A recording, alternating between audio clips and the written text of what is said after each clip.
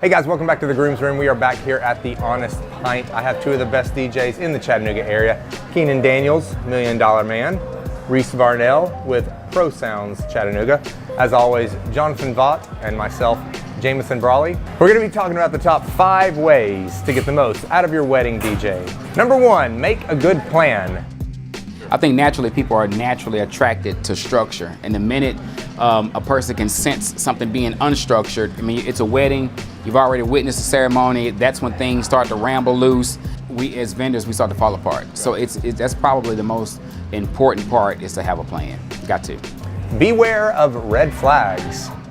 If you pull the social media up and you don't see any DJ equipment or any type of events or any type of marketing whatsoever, that should be a red flag for you. Well, especially something that is important as someone that you're putting in charge of running your reception. Anybody can play music, but who's directing your guests? Yeah.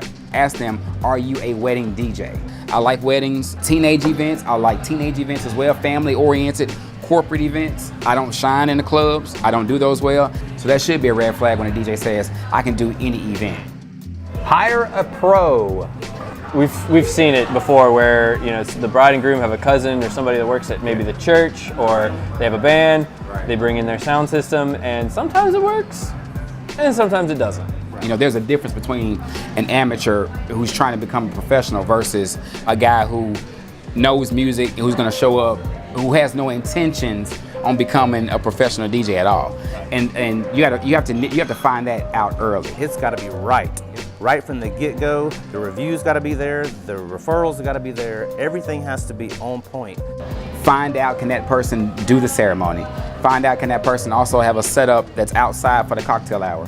Find out, can that person have a setup for the inside for the reception? The coordinator's like a coach, and I'm the quarterback. If she calls the play, I go out and execute. So even for the ceremony, I need to make sure that the coordinator and I are on the same page about music. What song is this? This group's come down to this song? Okay, great. So we got to talk about this and make sure everything is lined up. Be involved and be active. Please. I know in our experience, brides are the ones that do most of the initial consultations, the picking of the pros. What would you say to grooms about getting involved with the wedding planning? When she's excited about something, you at least better act like you're excited.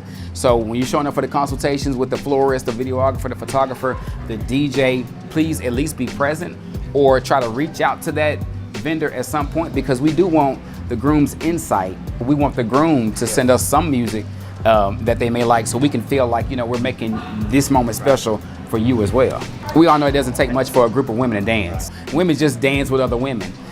It's when the groomsmen and the men get involved that takes the reception up another notch. Yeah, you know, at wedding receptions, everybody wants to have their picture taken with the bride and groom. If they are on the dance floor, then that brings everybody out there too. Exactly. So yeah. Yes. Learn a few moves. Yes. I always tell my grooms, pick 3 moves and practice them. Yeah. Whether it's a twirl or you go out and come back in, maybe a dip.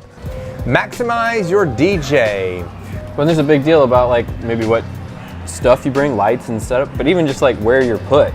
Yeah. Like you maybe put it in the balcony or off in a corner somewhere away from the dance floor by the cake. I like to personally be out in the floor when I make my announcements. Right. I don't want my voice to come from the heavens. You know, it just doesn't work, you know. some brides are more visual.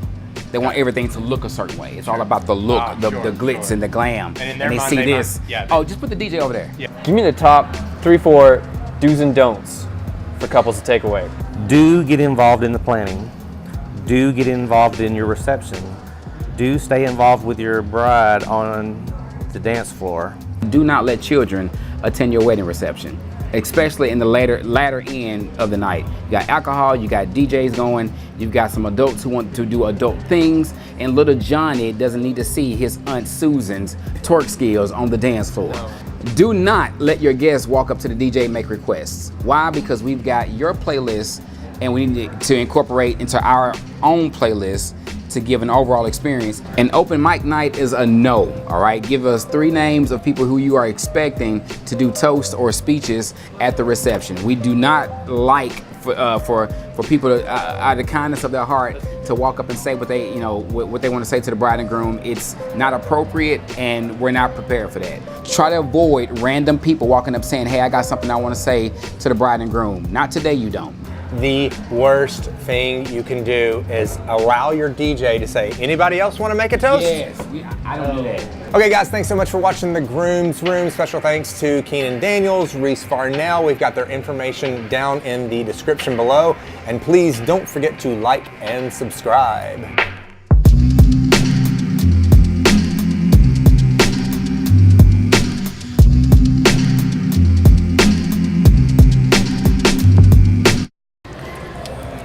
Oh man, this is great. Love it.